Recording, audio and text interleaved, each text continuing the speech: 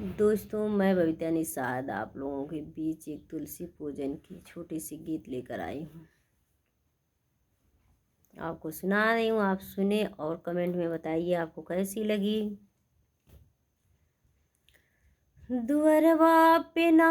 हो, दुअरवा पे ना पूजब तुलसी कै चरणवा, दुअरवा पे ना पूजब तुलसी कै चरणवा, दुअरवा पे ना दुआरवा पे ना हो, दुआरवा पे ना पूजब तुलसी कै चरणवा, दुआरवा पे ना लाई दमाई हमके पियरी चुनरिया हो, लाई दमाई हमके पियरी चुनरिया हो, पियरी चुनरिया तुलसी माई के हम चढ़ैब नारियर चुनरिया,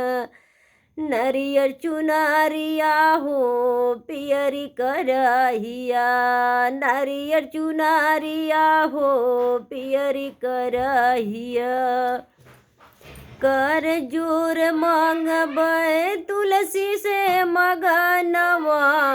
दुआर पे तुलसी के पूजब चरणवा,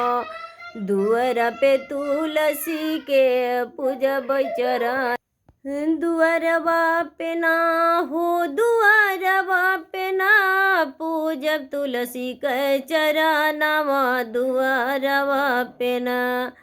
नैहर ससुरवा के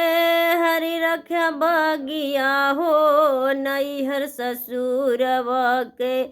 हरि रख्या बगिया हो, हमारा सिंदूरवा भरल रहे मागिया हो, हमारा सिंदूरवा भरल रहे मागिया हो, हमारा सिंदूरवा गोदिया सलामत रखिया हमारे ललानवा, दुआर पे हाँ पूजब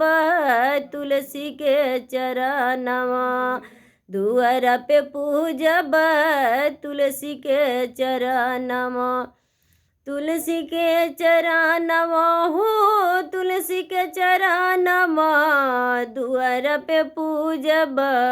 तुलसी के चरणवा कहे निबबिता माई सुनिला पुकारवा, शीस नवाई माई करेला गोहरवा, करेला गोहरवा हो, करेला गोहरवा शीस नवाई माई करेला गोहरवा, कब होई बुमाई हमरो सहारवा, दुआर पे तुलसी के करब पूजनवा, दुआर पे तुलसी के करब पूजनवा।